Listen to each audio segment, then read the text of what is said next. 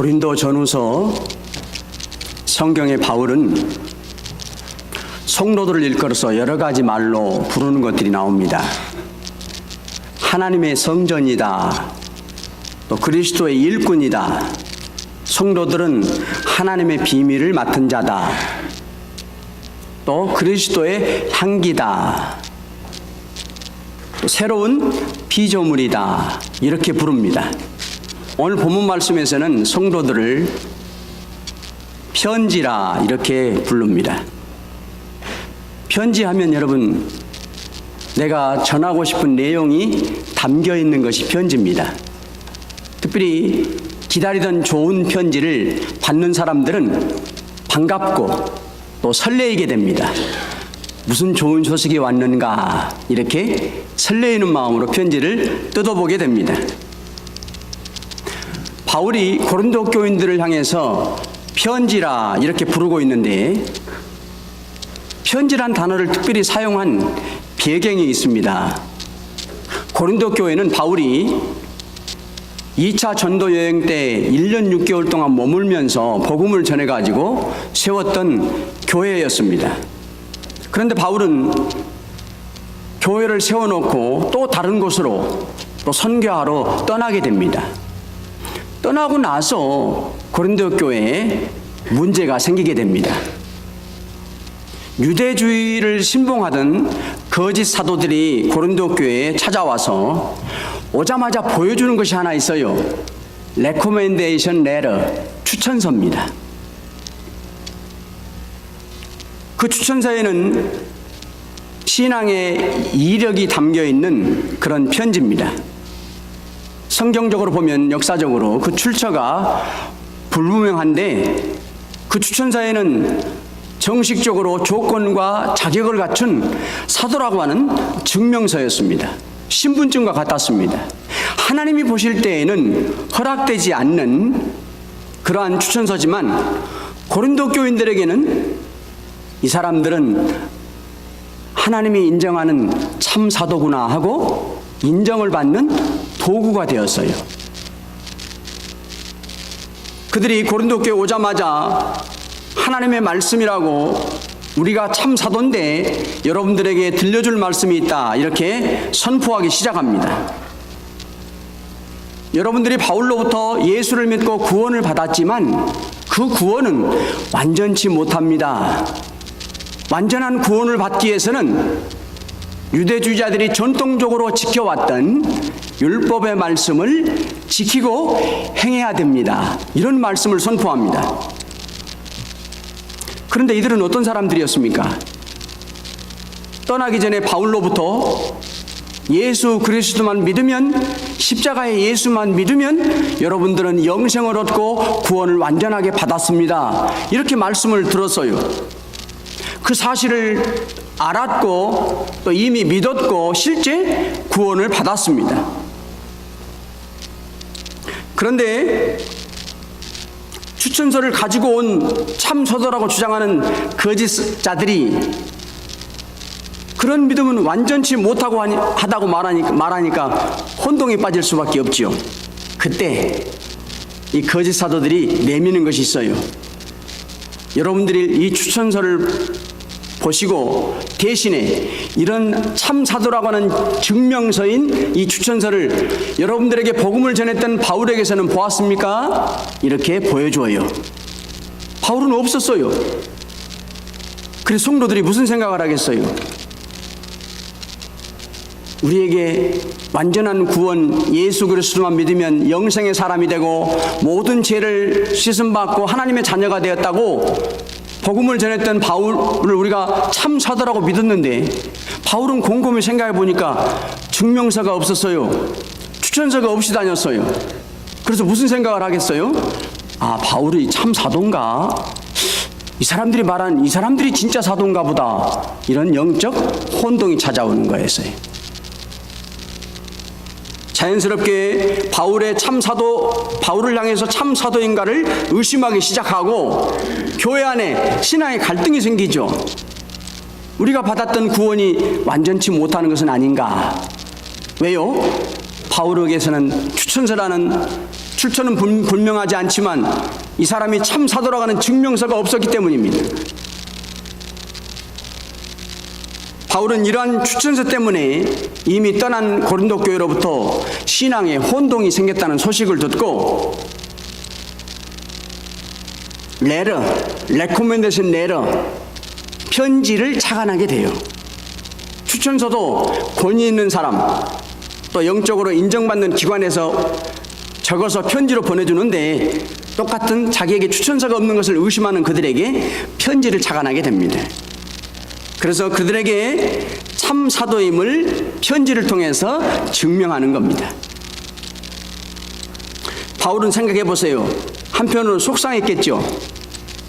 내가 그렇게 애써서 여러분들에게 그리스도의 복음을 전해서 완전한 구원을 받게 하고 떠났는데 그 추천서가 뭐라고 추천서 때문에 나를 의심하다니, 완전한 구원을 못 받았다고 영적인 갈등을 얻다니 속상하고도 남았어요.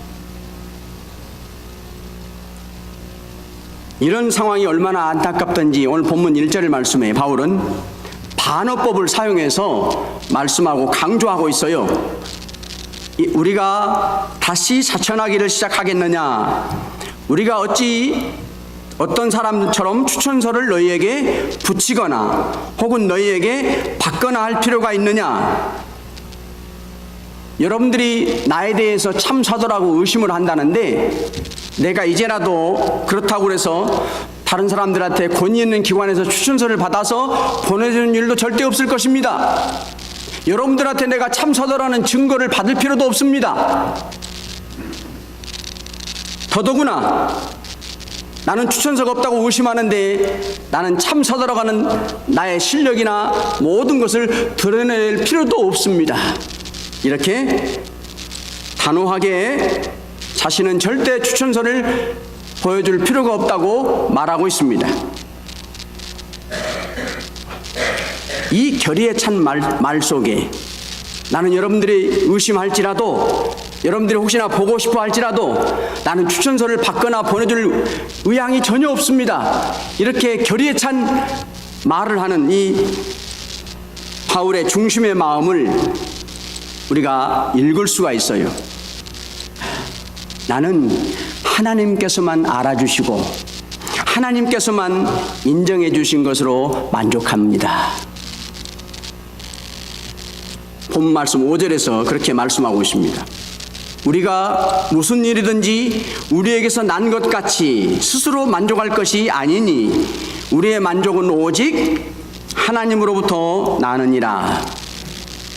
거짓 사도들이 또 그들의 미혹에 빠져서 완전한 구원을 못 받았다고 넘어간 고린도 교인들이 그들이 진짜 사도라고 인정해 주지 않더라도 나는 괜찮다는 거예요.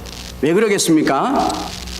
고린도후서 1장 처음 1절에 보면 바울은 하나님의 뜻으로 말미암아 그리스도의 사도가 되었다, 이렇게 말씀하고 있어요.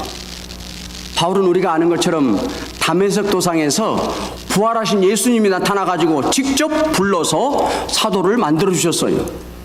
그런 확신, 하나님이 부활하신 주님이 직접 자신에게 사도의 은혜를 맡겨주셨는데 자기가 무슨 종이로 만든 추천서가 뭐가 필요하냐는 거예요. 이런 바울에게서 여러분과 제가 배울 수 있는 교훈이 있습니다. 추천서에 적힌 사도란 이름이 중요한 것이 아니라는 겁니다. 여러분과 제가 교회로부터 받은 직분의 이름이 중요한 것이 아니라 그 직분을 맡아서 사명을 감당해 나가는 여부, 내가 직분을 무엇을 맡았든지 때로는 직분이 없든지 하나님이 나에게 주시는 은혜를 알고 맡겨주신 사명을 얼마나 잘 감당하느냐, 그것이 중요하다고 하는 거예요. 그것이 최고의 믿음이라고 하는 것을 바울이 추천서가 필요 없다고 하는 말 속에 담겨 있습니다. 세상의 자격이나 조건으로 주님의 일을 하는 것이 아니라는 거예요. 무엇보다도 하나님이 나를 주님의 자녀로 불러주셨습니까? 이 확실함이 먼저 있는 자가 되라는 겁니다. 또 하나, 여러분에게 매년마다 연초에 하나님이 교회를 통해서 직분을 주셨습니다. 그 직분이 살아계신 하나님이 나에게 직접 주셨나이다. 이 믿음이 있냐? 그것을 주님이 깨달으라고 하는 거예요. 하나님이 직접 나에게 직분을 주었다. 그 사실을 확실하게 믿느냐? 그것을 주님이 물어보시는 거예요. 여기에 대한 분명한 대답이 너무너무 중요합니다. 하나님이 여러분들을 불러주셔서 예수 그리스도의 십자가의 죽으심이 내 죄 때문에 대신 죽었다는 사실이 믿어지느냐? 이 고백이 있는가? 그런 믿음으로 주님의 사명을 감당할 수 있어야 된다는 거예요. 그 믿음이 전제될 때 어떠한 세상적인 추천서도 필요하지 않다고 하는 거예요. 이 문제만 해결되면 여러분들이 맡아서 수고하는 직분 더 이상 사람의 평가에 귀 기울이지 않아요. 오직 하나님 앞에만 시선을 두고 열심으로 봉사하는 자가 되는 거예요. 내 신앙의 삶은 전적으로 하나님 앞에 차원함이 생기는 겁니다. 하나님이 나 같은 사람들에게 이런 귀한 직분을 주셨나이까 감사함으로 주를 위해서 충성하는 사람이 되는 거예요. 그러면서 여러분, 바울은 고린도 교인들 여러분들이 추천서를 나에게 원한다면 그 거짓 사도들과 같이 종이로 된 추천서가 아니라 다른 참 추천서가 있다, 이렇게 말씀해 주고 있어요. 오늘 본문 2절에 나오는데 우리 다 같이 한번 읽어보겠습니다. 본문 2절 말씀입니다. 너희는 우리의 편지라 우리 마음에 썼고 무사람이 알고 읽는 바라. 너희는 우리의 편지라. 고린도 교회 안에는 성도들이 바울이 전한 복음을 듣고 바울이 전한 예수 그리스도의 십자가를 듣고 예수를 영접하고 세례도 받고 성도로서 사는 사람들이 많이 있다, 그렇게 말씀하는 거예요. 또 바울 자신이 교회도 세웠습니다. 자기가 참 사도다, 그 증거라는 거예요. 예수님이 자신을 참 사도로 세워주신 분이기 때문에 그 예수님이 자신에게 능력을 주어서 여러분들에게 복음을 전했는데, 내가 진짜 사도이기 때문에 예수님의 능력이 나로부터 흘러나가서 내가 전하는 십자가의 복음을 통해서 여러분들이 예수를 영접했지 않는가? 그 은혜를 깨닫고 믿어줘서 세례도 받았지 않는가? 바로 나와 함께 하시는 주님의 능력이 왜 흘러나갔는가? 예수님이 나를 참 사도로 세우셨기 때문이다, 이렇게 말하는 겁니다. 그 확실한 증거는 여러분들이다. 예수 그리스도를 믿는 여러분들이 우리의 편지다, 그렇게 말하는 겁니다. 내가 참 사도로 가는 증거라는 거예요. 뒤집어 말하면 바울 자신이 참 사도가 아니라면 복음의 열매도 고린도 교회에 없을 것이고 고린도 교회가 세워질 수도 없었을 것이라는 거예요. 바울이 떠나고 성경에 보면 지금도 바울에게서 직접 세례를 받던 사람들 성경에 이름이 나옵니다. 회당장인 그리스도와 가이오가 있어서요. 또 집안 전체가 한꺼번에 바울이 전한 복음을 듣고 세례를 받은 스데바나 가정도 성경에 나옵니다. 또 바울로부터 세례를 받았던 많은 사람들이 성경에 이름은 안 나오지만 기록되어 있습니다.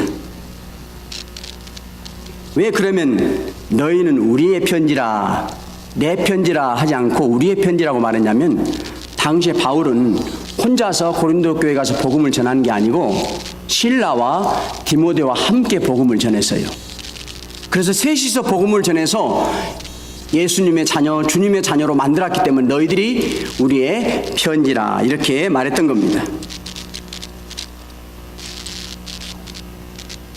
그러면서 그 결과 하나님의 자녀가 된 확실한 구체적인 증거가 있다 말씀하는데, 같이 읽었던 본문 2절을 계속해서 보면 이렇게 말해요. 자신들의 마음에 써져 있다. 그 사실을 고린도 교회 모든 사람들도 알고 있고 있다. 바울 자신의 가슴 속에 자신이 전해서 하나님의 자녀가 된 세례를 받은 성도들이 자신의 가슴 속에 쓰여 있다는 거예요. 내가 너희들을 구원하려고 얼마나 애를 썼는지 아느냐?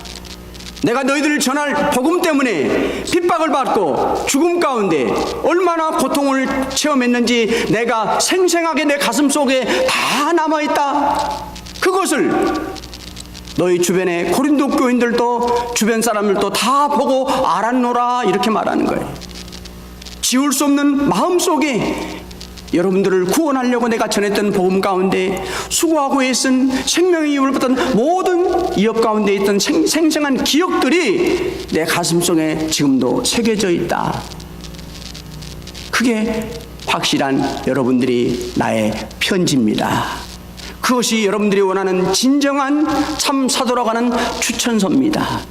이렇게 말하는 거예요. 얼마나 핍박이 많았던지 사도행 18장에 보면 실제 모습이 나옵니다. 당시에 고린도에는 유대인들이 많이 살고 있었어요. 그들은 예수를 그리스도로 부인하는 자들이에요. 믿지 않는 자들이죠. 그들에게 예수님이 그리스도이십니다 이렇게 전하니까 얼마나 핍박이 많았겠어요. 대대로 부인하던 예수님이 자신들 마을에서 태어나서 자라는 것도 다 봤는데, 사람이었는데 하나님이시오 그리스도라고 하니까 누가 믿겠어요? 그 바울을 향해서 많은 핍박, 생명의 위협을 가해요. 바울도 그로 인해서 위협을 느낍니다. 무서움을 느낍니다. 그런 바울의 마음을 위로하시려고 주님께서 환상 가운데 나타나서 이런 말씀을 바울에게 들려주었어요. 밤에 주께서 환상 가운데 바울에게 말씀하시되 두려워하지 말며 침묵하지 말고 말하라. 내가 너와 함께 있으며 어떤 사람도 너를 대적하여 해롭게 할 자가 없을 것이니 이는 성읍에 내 백성이 많음이니라. 두려워하지 말아라. 내가 너와 함께 있을 것이다. 하나님은 우리 동부 장로교회와 여러분들과 저에게 바울이 고린도 교회 성도들을 향해서 부르는 너희가 우리의 편지라 이 음성 듣기를 원하십니다. 아멘. 그 음성은 여러분들이 복음을 전해서 하나님의 백성을 삼는 일이에요.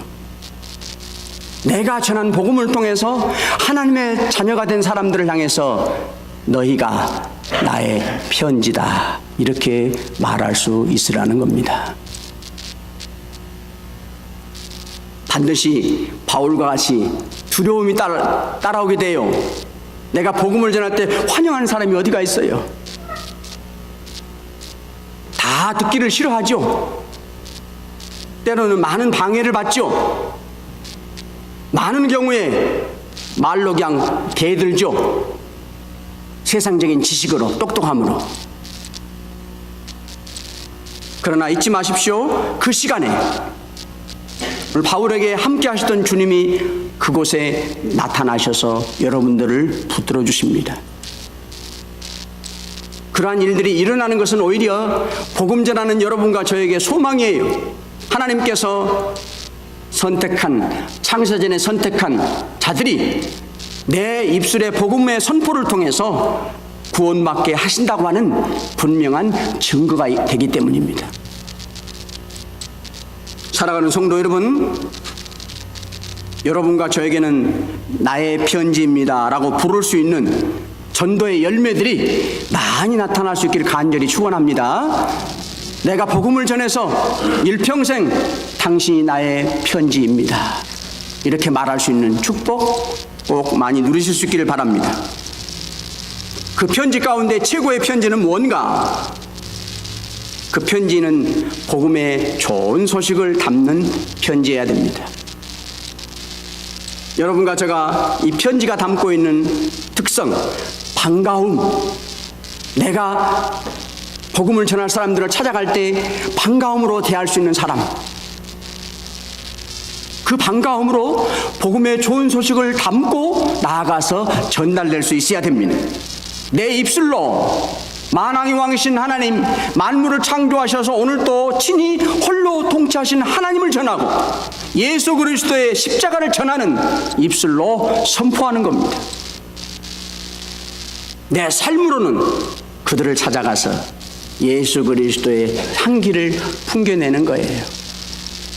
그게 여러분들이 복음을 전하려고 나아가는 사람들이 여러분들을 반가움으로 맞이하게 돼요. 위로를 받고 하셔요.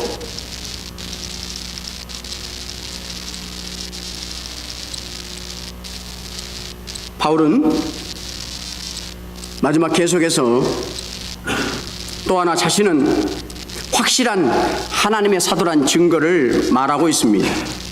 그리스도의 편지라. 동일한 고린도 교인들을 향해서 여러분들은 우리의 편지도 되지만 나의 편지도 되지만 그리스도의 편지입니다. 이렇게 말하고 있어요. 오늘 본문 3절에 보니까 너희는 우리로 말미암아 나타난 그리스도의 편지니 이렇게 말하고 있습니다. 영어 성경에 보면 좀 더 쉽게 이해가 돼요. You are letter from Christ, the result of our ministry. 내 목회를 통해서 아름다운 성도가 된 여러분들은 그리스도의 편지입니다. 이렇게 말하고 있습니다. 앞에서 말하는 우리의 편지, 내가 복음을 전해서 하나님의 자녀가 된 여러분들을 향해, 그 고린도 교인들을 향해서 우리의 편지가 전도의 열매라면 그리스도의 편지는 바울이 목회를 통해서 만들어낸 양육의 열매라는 거예요. 다르죠, 조금? 복음을 전해서 만들어지는, 복음을 전해서 하나님의 자녀가 된 사람들이 나의 편지, 우리의 편지고, 그리스도의 편지란 하나님의 자녀가 된 성도들을 양육해서 말씀을 가르쳐서 믿음을 키워서 부르는 사람들을 그리스도의 편지라 이렇게 불렀어요. 여러분과 저 자신이 예수 그리스도의 말씀을 통해서 주님의 아름다운 형상으로 많이 닮아져서 하나님 믿는 사람이구나 이런 표가 나타나는 사람. 주님은 여러분과 저를 뭐라고 부르냐면 그리스도의 편지라 그렇게 부르는 거예요. 내 삶을 통해서, 내 인격을 통해서 하나님의 믿는 성도다운 표를 나타내는 사람, 그런 사람들이 되라는 거예요. 고린도 교인들은 고린도전서 1장 5절부터 9절에 보면 그리스도의 편지라고 부를 수 있는 분명한 표가 있었어요. 하나님의 말씀을 그들은요 많이 배웠지만 너무나도 믿음이 좋아졌어요. 그래서 지식도 풍성하게 되었고 또 말하는 것도 풍성하게 되었다 그렇게 기록하고 있습니다. 듣고 배운 말씀은 어떤 처지가 돼도 끝까지 포기하지 않고 순종했습니다. 붙잡았습니다. 성령의 은사도 고린도 교회는 다양하게 나타나는데 그 은사들을 가지고 봉사를 열심히 했어요. 신앙생활에 흠이 없도록 시험과 고난을 당하는데 그 시험을 이겨내려고 애를 쓰다 보니까 바울이 뭐라고 말하냐면 예수님이 다시 오실 때 여러분들은 책망받을 것이 없겠노라 이렇게 선언해요. 또 하나 그들은 하나님의 말씀을 통한 묵상, 기도를 게을리하지 않았어요. 그래서 성경에 그러한 고린도 교인들을 뭐라고 부르냐면 은혜 충만한 삶이라 이렇게 불렀습니다. 그래서 바울은 그런 고린도 교인들을 생각할 때마다 내가 너희들에게 감사하노라. 왜? 이 성도들이 너무너무 그리스도의 편지와 같은 성도의 아름다운 인격과 믿음의 표가 났어요. 그런데 그 비결은 은혜로운 삶으로만 살았기 때문이었습니다. 우리 모두도 이러한 그리스도의 표가 나서 그리스도의 편지라 들었으면 너무너무 좋을 것 같습니다. 오늘날 우리 시대에 여러분 주변 사람들에게 여러분들을 부를 때 정말 그리스도의 편지입니다. 당신은 다른 사람 누구는 몰라도 당신은 하나님 믿는 나다운 표가 납니다. 그래, 그리스도의 편지입니다. 여러분과 제가 꼭 들으실 수 있기를 간절히 축원합니다. 그러려면 은혜로만 살아야 되는 거예요. 그 비결을 본문 말씀 3절 후반부에 계속해서 가르쳐주고 있습니다. 오직 살아계신 하나님의 영으로 쓴 것이며 또 돌판에 쓴 것이 아니요 오직 육의 마음판에 쓴 것이니라. 여러분과 제가 그리스도의 표가 나는 그리스도의 편지의 삶은 오직 은혜로 사는 것인데 그 은혜로운 성도의 삶은 성령으로 사는 자라는 거예요. 여러분과 제가 예수 그리스도를 나의 구주로 영접할 때 성령이 내 안에 와 계시면서 영원토록 함께 하십니다. 성령은 어떻게 하면 여러분과 저를 진리 가운데로만 인도해 나가시는 거예요. 교회를 사랑하는 사람들로만 만들어 나가시려고 인도하시는 거예요. 어떻게 하면 좋은 믿음의 사람이 될까? 하나님의 말씀과 뜻을 생각나게 해주시는 거예요. 성령께서 그때마다 그 성령의 인도를 따라 순종하는 삶, 그게 바로 은혜로 사는 성도의 가장 아름다운 모습입니다. 그러면 내 영혼의 깊은 마음판에 그리스도인이라는 표, 그 증거가 많이 새겨진다는 거예요. 그러면 그것은 영원토록 지워지지 않느니라. 왜 그래요? 먹물로 쓴 것도 아니고 세월이 지나면 비바람에 깎여나가는 돌판에 쓴 것도 아니기 때문이라. 그렇게 말씀하셔요. 성령의 은혜로, 성령의 능력으로, 성령의 역사로 내 심령 중심 속에 아름다운 그리스도의 인격의 표가 많이 새겨졌기 때문입니다.